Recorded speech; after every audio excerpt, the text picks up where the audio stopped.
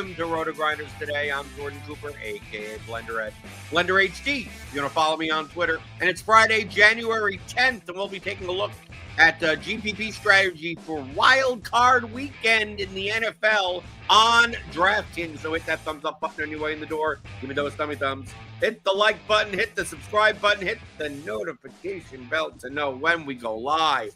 Smash that like button as much as you can, because we're going to be ranking all the teams for the full slate, the full Saturday through Monday slate. Obviously, we got a 2-game Saturday slate, 3-game Sunday slate. We got a Monday showdown slate, so you can kind of extrapolate this to kind of all the slates. Obviously, the smaller slates have kind of weird strategies that you can use to get a little bit different, since the opportunity cost is going to be low. But joining me this morning, I feel, TJ, I feel like I'm in Saskatoon, Saskatchewan. Here in Louisville, it is like 17 degrees, and it will be snowing 3 to 6 inches today. So I feel like I'm an honorary Canadian on the stream today. Yeah, we got a high of 30 today, so you're even colder than I am right now. We got a nice warm week here with right around 30 degrees for the whole week. Yeah, if it was 30 degrees, I mean, we still have ice on the roads from the snow from like 4 or 5 days ago. So yeah, so I'm gonna be bundled in watching football this weekend. We got a slate 4:30 p.m. Eastern, 8 p.m. Eastern on Saturday, then 1, 4, and 8, 4:30 and 8 on Sunday, and then 8 o'clock Monday night. We got the tiers A, B, C, D, and F. This is GPPs. So we're looking at stacks. We're looking at team stacks, game stacks, quarterback plus multiple players from the same team, from the same game. Salary adjusted. Obviously, the cheaper they are, we bump them up a little bit more. The more expensive they are, we kind of bump them down. And over-owned, under-owned, right? We want to play in GPP. We want to play teams and players that are going lower-owned than what they should be. We get a little bit extra leverage that way. So we bump the lower-owned teams a little bit up, and they're a little too high owned, maybe we bump them down. So A, B, C, D, and F. Let's start with the first game. We got the Chargers at the Texans. The Chargers are a 3-point road favorite. This is one of the lower totals on the slate, although like nothing is excessively low. The Chargers with a 22.75 implied team total. The Texans with a 19.75 implied team total. I feel like this is going to be one of the lower owned games on the main full 6-game slate. I mean, obviously 6 games. Like, no one's going to be like low owned, right? We're not going to see Joe Mixon at 5% owned. We're not going to see Lad McConkey at nothing owned or anything like that. But I think Quentin Johnston may end up being kind of like a popular, like sub 5K level type of play as a one-off. We may see, I guess, some Herbert lineups.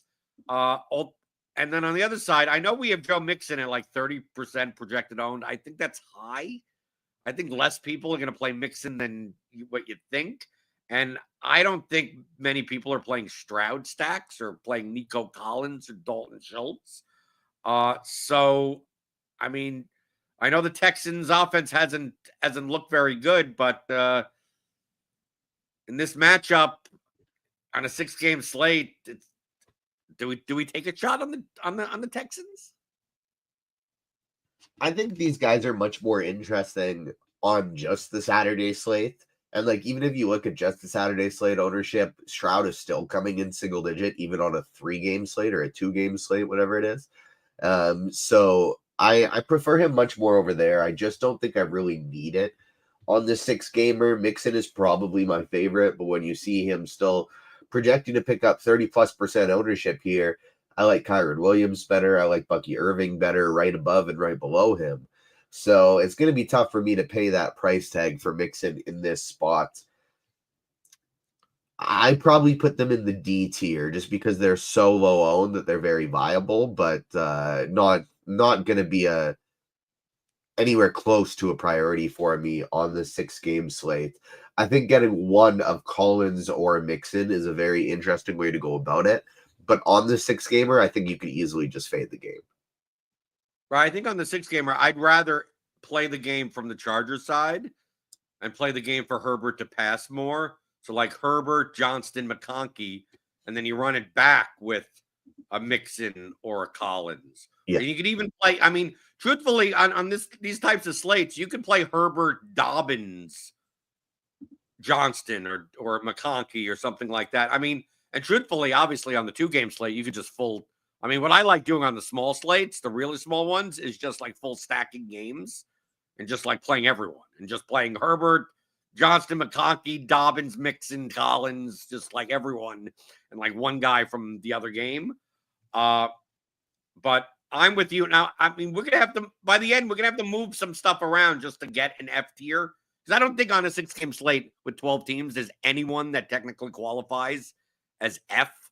Although we haven't gotten to some games, but I'm not. I mean, the Texans are fine. I think the Chargers I would put in the B tier because I just think more people are going to play Minnesota.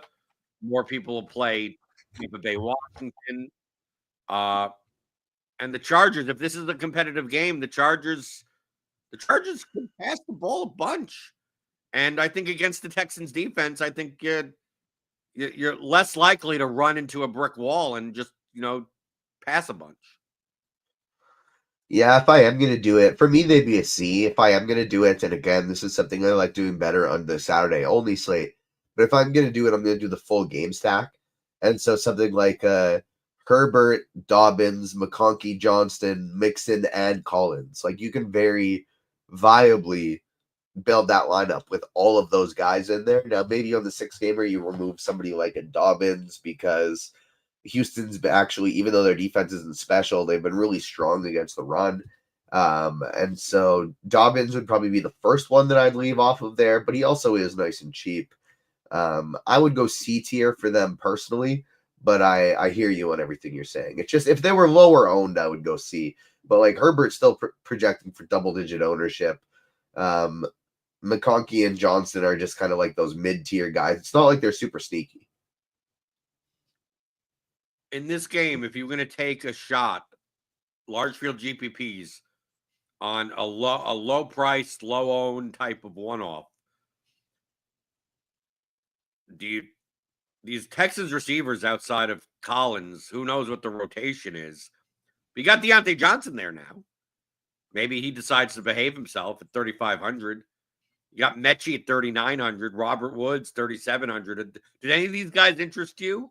Or I mean, you got the secondary type of Chargers receivers, like a Darius Davis. I mean, especially if you're playing the 2-game Saturday slate, getting a single-digit owned guy that scores a 40-yard touchdown or something, or goes even sometimes, if you're jamming in a lot of the high price stuff, just having a guy that goes like 3 for 40 for 7 points for like 3,500 is maybe worthwhile. So who in this game would you take a shot on a cheap price tag that's single digit owned? On the 6-game slate, probably nobody. On the Saturday I'm just one, talking about in this game. Like if you were forced to in this game, this is a way so people could have we'll go game by game if there's little cheap pieces that so because I mean obviously the opportunity cost. I mean it's not hard to look and go, yeah, Nico Collins, Lad McConkey. It's like, okay, well, I mean, it's only 6 games. Obviously, these guys are in play, but a lot of times these large field GPPs, some 4% owned 3K level guy is what separates you from winning, first place because of just one outlier play. Darius Davis would probably be that guy. $3,300. We're going to be without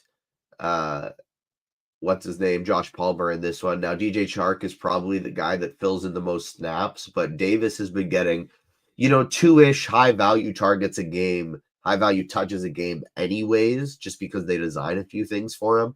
And so if he happens to pick up a few more snaps, he's pretty electric. I think he would probably be the guy. Even though Chark is probably the one that fills in most of the snaps, I think Davis has a little bit more upside. Next game on the slate, we got the Steelers at the Ravens. Ravens are a 9.5 point favorite. That's what it looks like. Yep. with a 26.5 implied team total. Steelers 17-point implied team total, the lowest on the slate. I don't expect this game to be owned as much as maybe it should. Oddly enough, the Ravens pass catchers without Zay Flowers is going to be out. I'm going to assume, and I'm assuming our projections show the same, that the Ravens are be much more likely to run like 2 tight end sets. So I think there's a bump to like Andrews and Likely. But you still got like Bateman out there. You got like a Tylan Wallace, Nelson Aguilar. On the Steelers side, I don't know how much is that appealing. On the Steelers side, how much Russell Wilson you necessarily want to play, or like Harris or Warren. And then obviously you got Derrick Henry as a 9.5-point favorite. 8,200. I think his ownership may be a little bit muted because of, like Bucky Irving's there. But you're probably much more likely to pay up for like a Jefferson or a Puka Nacua. What are we doing? What are we doing with the Ravens? Because it feels like to me, it's quite possible Lamar Jackson just goes underowned. And I know seems like much more of a Derrick Henry spot, and I know that the narrative is that the Lamar doesn't do well in the playoffs, especially against the Steelers. But it's hard not to play who probably should be the MVP at single-digit ownership on a 6-game slate. If we could guarantee that the ownership comes in at what we're currently projecting, the Ravens are the best tournament stack on the slate. They're an A team for sure. I don't understand how on the Saturday slate Lamar is projecting for like 50% ownership and Herbert like 30%. And then in this one, Herbert's coming in at higher than Lamar Jackson is. We can stack Lamar. For one, you don't have to. You can just play Lamar naked. But we can stack Lamar as much as we want in the cheapest ways possible and pay up for whoever the hell else we want on this slate. So Lamar with the Raven stack, I think, is the top tournament stack of the whole 6-game slate, pending that ownership stands the way it is, with Lamar being 7% projected own, like one of the top 5 or 6 lowest on the slate. Like, absolute smash. Henry would probably be the guy that I would look to leave off of here, but you absolutely can do an onslaught type situation where you play Lamar Jackson, Derrick Henry, Rashad Bateman, Andrews, and Likely. But it's Andrews and Likely that I want to touch on the most, because even though Isaiah Likely is projected to be the second highest owned tight end on this 6-game slate, it's not high enough. I would have one of Andrews or Likely in probably every single lineup that I played without Zay Flowers in this lineup. 4,700 for Andrews is very affordable. He's projected for single-digit ownership. Likely's projected to pick up more, but without more ownership, but without Zay Flowers, he should get a ton of snaps, ton of targets, and he's only $3,200. He is so cheap. He allows you to do whatever you want with the rest of your lineup, and I would put him in the same tier, if not above, guys like Dallas Goedert, Tucker Kraft, Cade Otton, and he's $1,000 cheaper. So I'm all aboard the Ravens offense, especially the tight ends. At the receiver position, I do like a super cheap Rashad Bateman, and he's not picking up all that much ownership either. I do worry that he just, with Zay Flowers out there, they just say, hey, Joey Porter, follow Bateman around. And then it's just a tight end show today. But at 5K, I don't really ever care too much about cornerback wide receiver matchups. So Bateman absolutely in play. If I'm going to take a punt, I do think I like Tylan Wallace or Nelson Aguilar better than any of the guys in the previous game. And if you're playing the 2-game slate on Saturday, I think it's perfectly okay to play Lamar and Derrick Henry together. My favorite lineup that I've built for that slate so far has Henry and Lamar. It has Ladd McConkey and Joe Mixon as the only non-Ravens on the team. Just a full-out onslaught. Steelers side, though. Russell Wilson, George Pickens. I mean, we saw last week, maybe people don't want to play Pickens at all. I think Pickens is, for 6,300, he's overpriced. I think if he's going to be like single digit owned.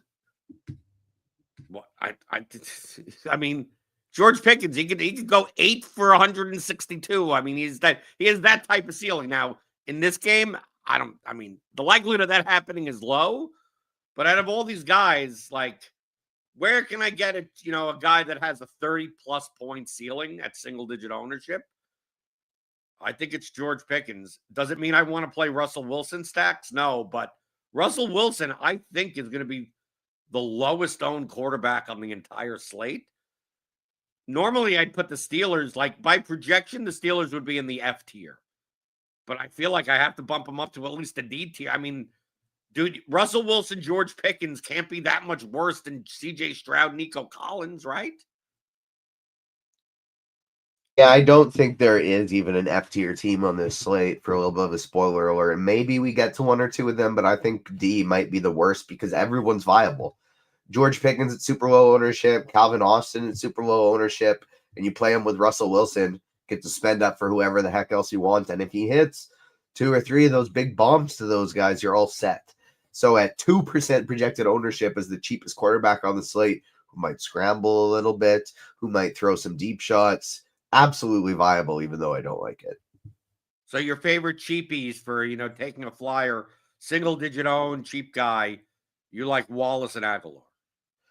Yeah, I do actually really like Calvin Austin at 4K. This is a guy that has been better with Pickens in the lineup than Pickens without, because his role doesn't really change. He just gets a little bit more, little bit less, what's the word I'm looking for? Focus from the defense on him. And he's still a little guy who's super speedy. He's going to get some deep shots. He's going to get some gadget plays thrown his way. So I do really like Calvin Austin at 4K, but I think Tylan Wallace, just because he's so cheap at 3,100, might end up being my favorite. Next game on the slate, we start the Sunday, 1 p.m. Eastern. We got the Broncos at the Bills.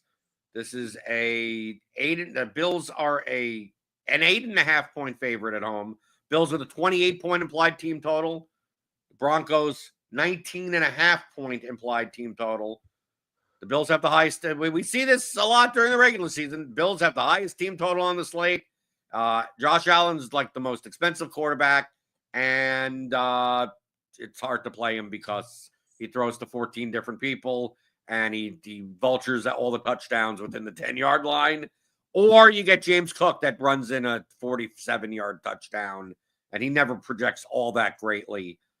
What are we doing here with the Bills? Because I think Josh Allen is actually going to be a little bit more owned than 7% on the full slate. I think Khalil Shakir at 5,300 will actually pick up a decent amount of ownership. He's probably like a cash game lineup type of staple at his price. But outside of that, I mean, I really don't see that much ownership in this game. The Broncos have a good defense, so that may dissuade people from playing the Bills. But the Bills are the Bills. How would you stack the Bills? And do you think that, Josh Allen is the quarter? Like, we talked about Lamar, and I know we'll talk about Jaden Daniels, and we'll talk about Jalen Hurts.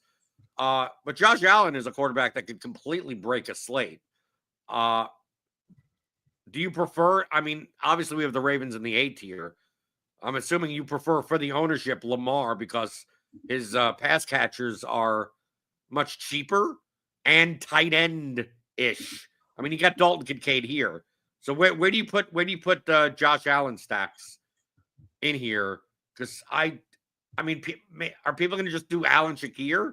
So I feel like there's so many more options on the Bills that I'd almost rather play Allen with someone else or not play him at all.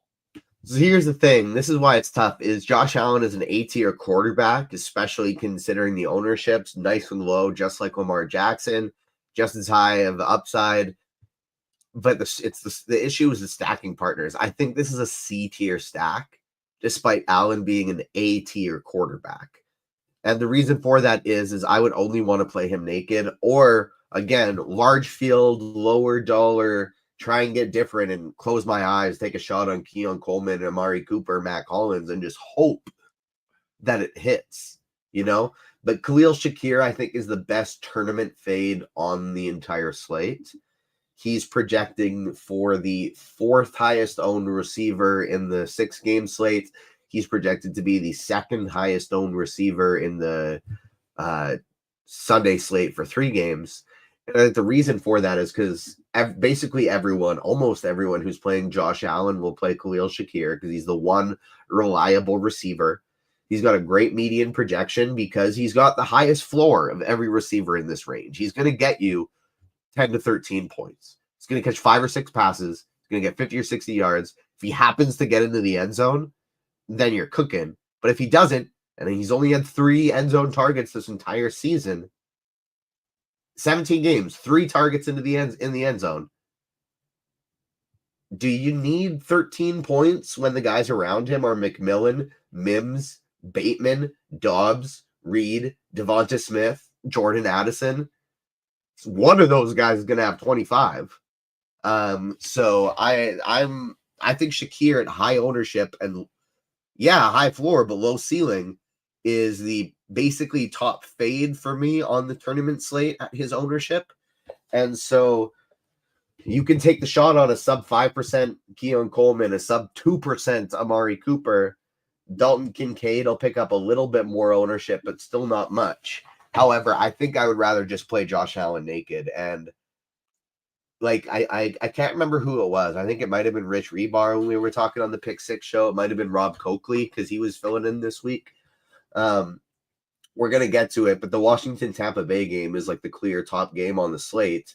I think there are very interesting paths to stack up that game with Josh Allen, Lamar Jackson, Jalen Hurts, one of those guys as your quarterback.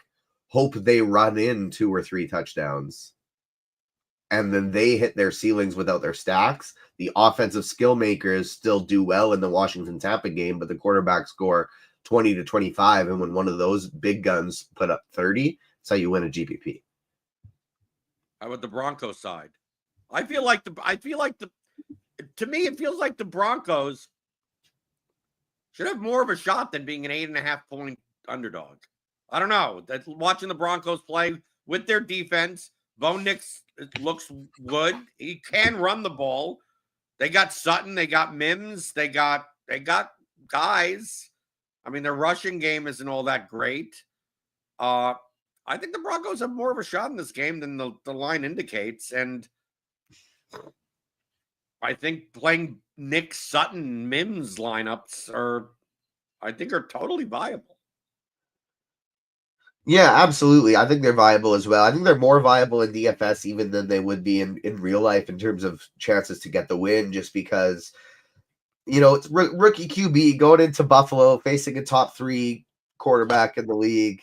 I do understand the spread, but I still think there are some potential for some strong offensive performances here. We're obviously full fading the running backs in this game, unlike maybe you can play James Cook, but Tyler Johnson, Ray Davis are still going to get some work. Cook, I do think, is interesting to see if they ramp him up for playoffs, but Denver side, we're definitely full fading the running backs here, not playing any of them. I do think a Nick Sutton and Mims stack is very viable. I wish Sutton was cheaper, but all of these players are going to be single-digit owned, very viable as a tournament stack, I think, on this slate. I would agree with C tier. I think Mims is my favorite if I were going to one-off, but of the quarterbacks in the range of Knicks and below, I like Knicks better than all of those guys. I like them better than Herbert, Love, Stafford, Stroud, Wilson. Okay, if you're going to take a shot on any very cheap player in this game as a one-off flyer that's single-digit owned, who would it be? I think Marvin Mims is as low as you can go. Oh, so no, I mean, you wouldn't even take it. They're cheaper guys. Just take a flyer. Take a flyer shot. I mean, Troy Franklin, 3,100. Yeah, I mean, I guess if you're playing 150 lineups, you can do a Franklin. You could do a little Jordan Humphrey as long as he plays. You could do, like, Vele would be the guy at 41, but I don't want to, I understand it's game by game, and so we're doing our crazy shot. So again, like, if you're playing 150, sure, and you're doing a bunch of Knicks stacks, sure, include some Lil Jordan Humphrey and some Troy Franklin in your Knicks stacks. I just can't in good conscience tell people to, try that in a punt as a one-off where there's so many of these rather cheap guys like Wallace, Davis, even like a De'Ami Brown or a Deontay Johnson. I would rather try than any of these Denver guys. Well, people play the showdown slates, right? And they need a little, $1K guy or whatever, $800 guy. That's true. Very true. Throw it in. Troy Franklin would be that guy. Okay. Next game, we got the Packers at the Eagles. The Eagles are a 4.5-point favorite. 25-point implied team total. Packers are the 20.5-point implied team total. And there's a very similar situation of the Ravens game where the quarterback has, high ceiling. Obviously, you got Barkley there at 8,500. I don't think, Barkley's going to be lower owned than Derrick Henry. I mean, Barkley at 8,500. I'm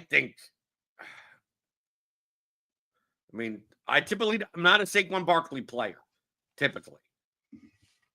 But if he's going to be like 10% owned on a 6-game slate, I almost have to consider taking a shot on him. We don't know the stat. We don't know what's going on with AJ Brown. I'm assuming he plays. Yeah, he's playing. Yeah, but who knows? I mean, who knows what the condition is?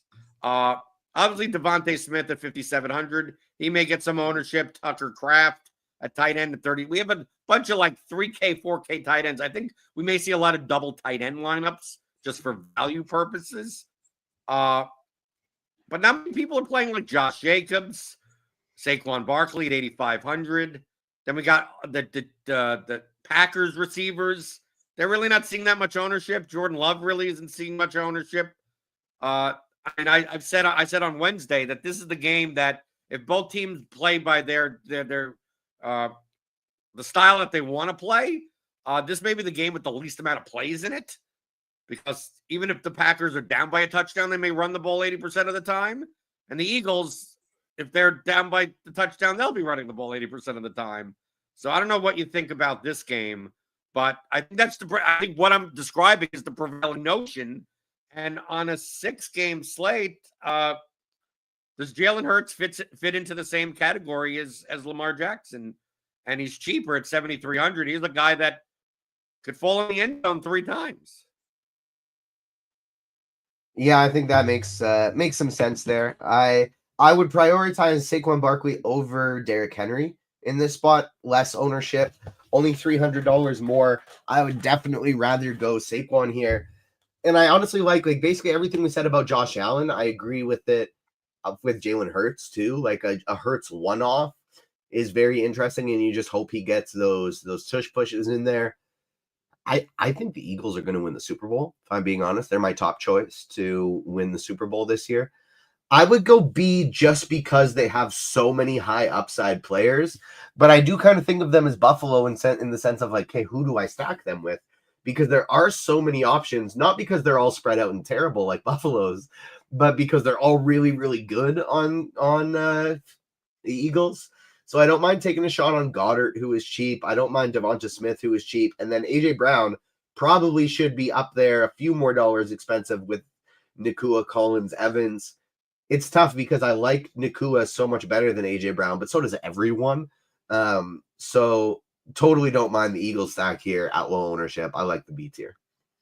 How about the Packers? Jordan Love doubles. The Jordan Love doubles have never let us down, right? That's sarcastic, obviously. Well, this may seem crazy, but I think C tier. It's crazy. That's not crazy. Incredibly good defense that they're facing, but I do like this stack better than the Texans, better than the Steelers in terms of just like taking a shot on somebody you think is going to be losing, even though the spot's not great. Get some extra volume from Love because we haven't seen him throw the ball damn near all year. Like over 30 pass attempts twice since November started. Like since the beginning of November, he's gone over 30 pass attempts 2 times. They just run the ball. That shouldn't work against the Eagles. Like maybe they try and just do whatever they can to keep the ball out of Hurts in the Eagles' hands and just keep slowing that clock down and pounding it down their throats. But against a defense that good, I don't think they'll be able to. And if they find themselves down 2 or 3 touchdowns, they're going to have to throw the ball. It's a condensed targets tree without Christian Watson. Christian Watson, I mean, damn, tough run out for that guy. Missing the rest of the playoffs, probably going to miss all of next season. I think the Packers stack of like the gross 2-ish, 3-ish, 4-ish, 5-ish % owned quarterbacks and their low owned receivers. I think the Packers stack is the best one because we get that condensed route tree without Christian Watson. Romeo Doubs and Reed are still priced as if Watson's still there, and they're both coming in sub 5% ownership. Devonta Wicks, I wish he was cheaper. Dontavian Wicks, sorry. I wish he was cheaper, but still totally viable. Going to get a bunch more snaps. And then Tucker Kraft is totally viable too, even though he's projecting for higher ownership than I thought he would. So I would go C tier. Not that I love them, but I think I like them better than the Texans and Steelers. Yeah, and also they're going to be about not many people are playing these guys. Cheap guy in this game that you take a shot on. I mean, is there anyone under Wicks, under 4,500 Wicks that is viable? With Bo Melton at 3,200 or something? Or I don't know. I don't see that many options here. What was that? Sorry, I got distracted. I got a notification and got distracted for a second. No, I just said any cheapies in this game, take a shot on. I mean, Wicks is 4,500, so he's not like the cheapest of cheap. Bo Melton, 3,200. I mean, is there any? I mean, I don't know. I'm not sure if there's any like really sub 4K guys in this game that I just be like, well, I'm going to plug this guy in, and here's my 3% owned guy on the Sunday slate that to get me 10 plus points. Yeah, no, I don't see it either. Okay, next game on the slate. We got the Commanders at the Buccaneers. This game currently has a 50.5 total. Bucks are a 3-point favorite. 26.75 implied team total for the Bucks. Commanders with a 23.75 implied team total. This probably, I mean, this and the next game are the two most owned games on the slate. This is probably the most owned game on the slate as a whole. Bucky Irving, probably the most owned running back at 7K. Mike Evans is going to be probably top 5 owned wide receiver at 7,900. We got ownership on McMillan at 5,200. Ownership on McLaurin at 6,500. Zakay at 4,400. You got Ertz, one of these 4K tight ends that people will be playing, and then Jaden Daniels and Baker Mayfield, two of the more owned quarterback plays, probably top 4. Probably Daniels maybe 2 and Mayfield 4 or something. I mean, just the whole game is owned. I mean, just like literally the whole game is owned to a certain extent. But I think rightfully so. I think, is this the type of game, TJ? We talk about this as far as strategy is concerned. And this is especially true for probably the Sunday slate, let alone the Sunday, the whole full 6 game, that there are going to be a lot more lineups that play pieces of this game together. And actually, you're competing with less lineups the more that you overstack the game in general. Meaning that there are going to be a lot of lineups that it's like Jaden Daniels, Zach Ertz, Bucky Irving. They're going to be lineups that look like that. They're going to be lineups that look like Baker Mayfield, Mike Evans, Cade Otton, Terry McLaurin. And they're going to be lineups that look like that. And they're going to be lineups that have Baker Mayfield, Bucky Irving, Jalen McMillan with Zach Ertz or something like, and it looks like that, like 4 people. But you actually may be more different if this game goes over 50.5, that maybe you want to play Jaden Daniels, Bucky Irving, Mike Evans, Cade Otton, Terry McLaurin, Zach Ertz, like you're playing six guys in your lineup plus, and just the game just goes nuclear and like everyone gets there. And I'm much more willing to go that route than try to like find, other than the running backs. I think Bucky Irving on his own at 7K is perfectly fine as a chalky piece in a lineup where you're not playing any of this game other than that. But outside of that, I mean, yeah, you have to think that both outside of ownership, these are probably two of the best stacks on the entire slate.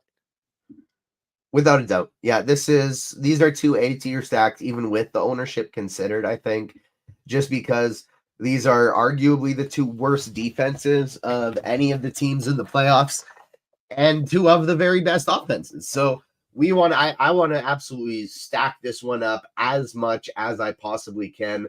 I'm looking at an overstack type lineup like you were just talking about right now, where you play Jaden Daniels, Austin Eckler, the pass-catching running back, Terry McLaurin, Olamide Zaccheaus, Zach Ertz. Your quad stack with Jaden Daniels. You run it back with Bucky Irving, Mike Evans, and Jalen McMillan.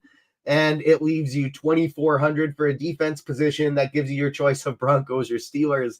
And you can just load up the entire game if you want to. And I think full onslaught stacks are very, very viable here. If I'm playing Baker, I want to play him with Bucky Irving, Mike Evans, and Jalen McMillan. I will leave out Cade Otton because he just stopped getting any types of end zone looks as soon as Mike Evans came back.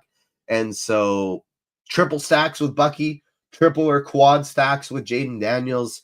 I will have access to this game in every lineup I play in the Sunday slate. If I were playing in the 6-game slate, this is the game to target. It is very hard to see a scenario where it fails offensively. Yeah, I prefer the Washington side to the Buccaneers side due to ownership only.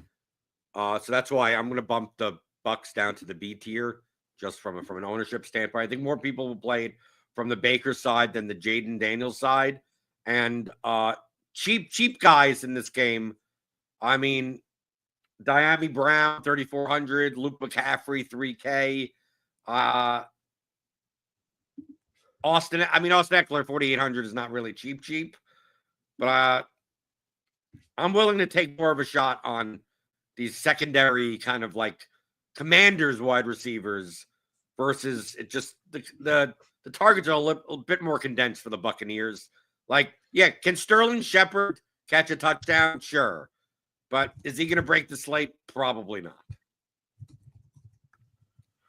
Yeah, I feel similarly. Like, for what it's worth, like, I would still have Tampa A just because I think they can go crazy in this spot, but I'm more willing to fade the passing game just because I'm going to play Bucky Irving in every lineup.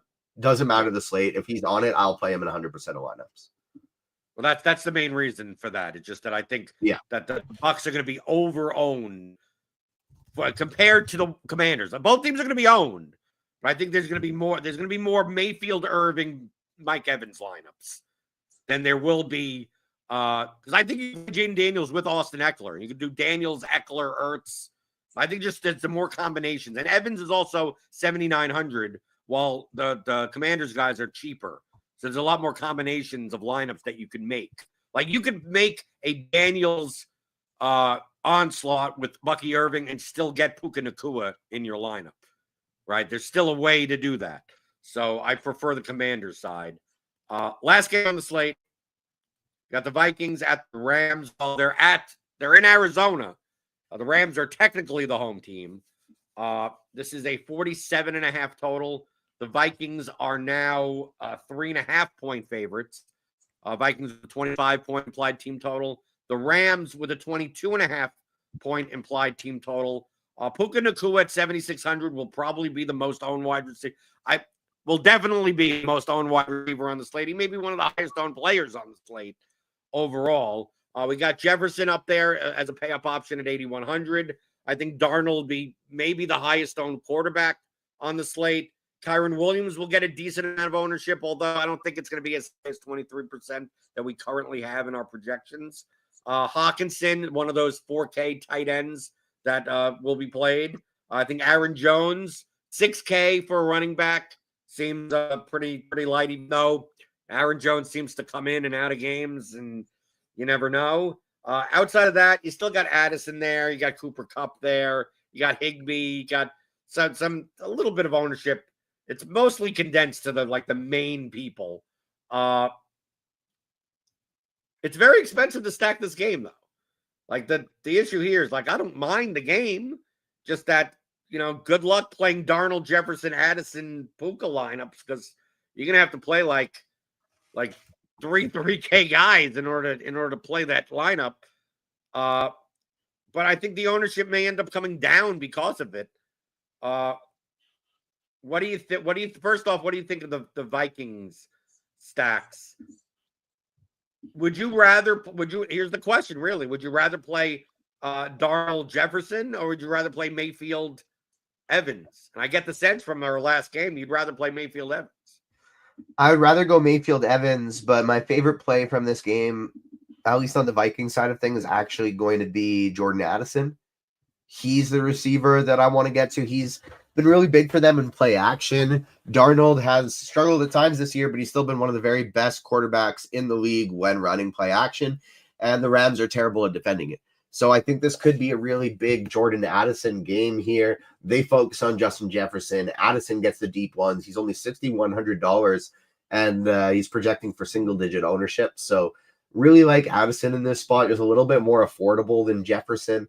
I don't really see Jefferson as separating himself in this spot over Evans, Collins, and Nacua, and he is more expensive than all of them. So Addison is going to be my priority. I would rather the Mayfield single. I don't do single stacks, but I would rather the Mayfield double stacks over the Darnold double stacks. But I still do think Darnold, Jefferson, Addison, Hawkinson, a triple is very viable. Okay, and then on the Rams side, it's going to be one of these situations. Obviously, the showdown is the showdown. I mean, they only have one game to choose from on the slate on Monday. Puka, is it going to be the type of thing where Puka is going to be the highest owned wide receiver and no one's going to play Stafford? Or do you think that because Puka is going to be high owned, it actually brings up the ownership of Stafford? Because, if that's the case, then I'm perfectly fine and GPP is just, not playing either. But if Stafford is going to be 5% owned, while Puka is going to be 35% owned, I feel like Stafford doubles are definitely, playing a Stafford double plus Aaron Jones as the run back, playing Aaron Jones and Jordan Addison. I mean, from a cost perspective, I think that looks pretty good. Playing Stafford, Puka, Higbee. I mean, plus Aaron Jones, plus Jordan Addison. I mean, seems viable to me. I mean, it feels like it really depends on how the field treats Puka and Stafford. Because Stafford on his own is not going to project great.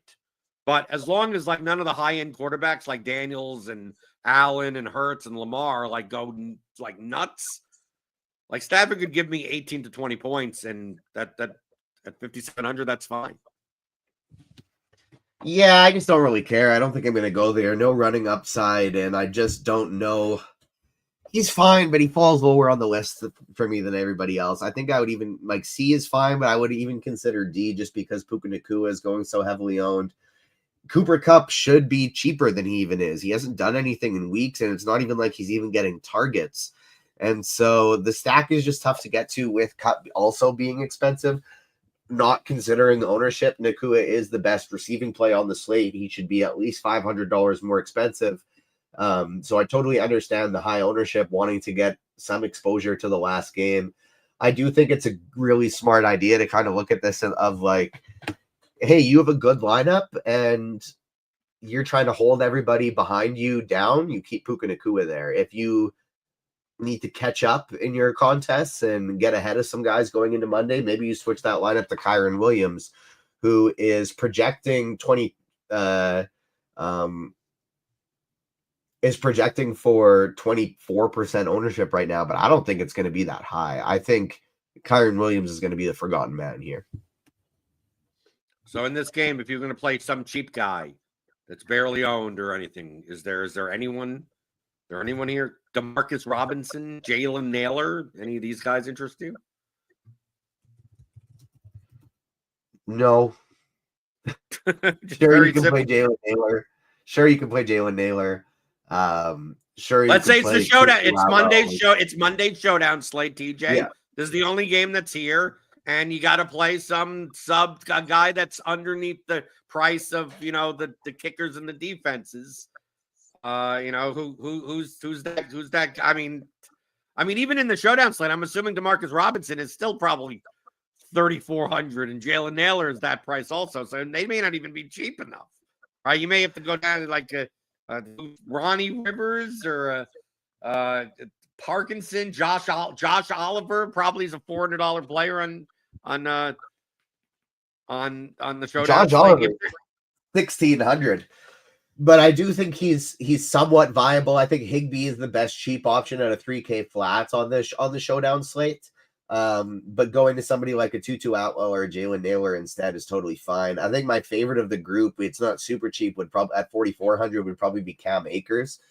You get a little bit of revenge, and he's looked explosive. They've been using him as not just a way to spell Aaron Jones when he's tired, but like as an active contributor in this offense.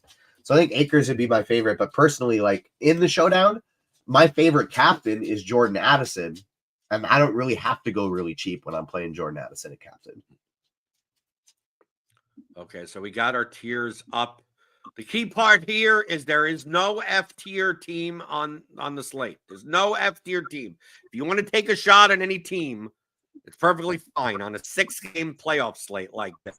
Obviously, we have the Texans and the Steelers as the lowest here. But remember, the D tier, as I always say, is you're not crazy for doing it, but I'm not. So that's kind of like the Texans and the Steelers. So there's no F tier team. So we're not going to bump any, would you rather play this or this? Like, these are all viable. And on the A tier, if you had a choice, TJ, between playing at current ownership projections, the Commanders or the Ravens, I choose the Ravens, but I think you prefer the Commanders game in general. I prefer the Commanders game in general for these super low ownerships, though. I actually don't know. I wouldn't pick Ravens. Like for me, it's kind of Washington, Tampa 1A, and then Ravens kind of 2 or 1B. And so I don't know. I might still just go Ravens because I do really like that stack. It's tough.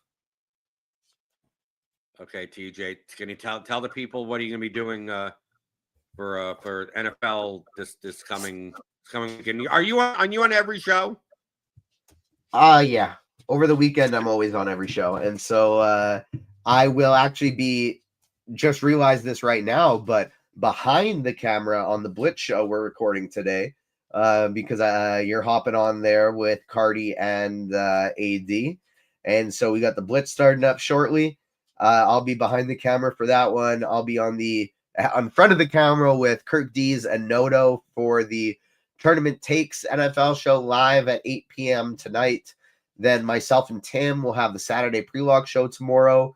NBA with me, Tim, and Will in the evening.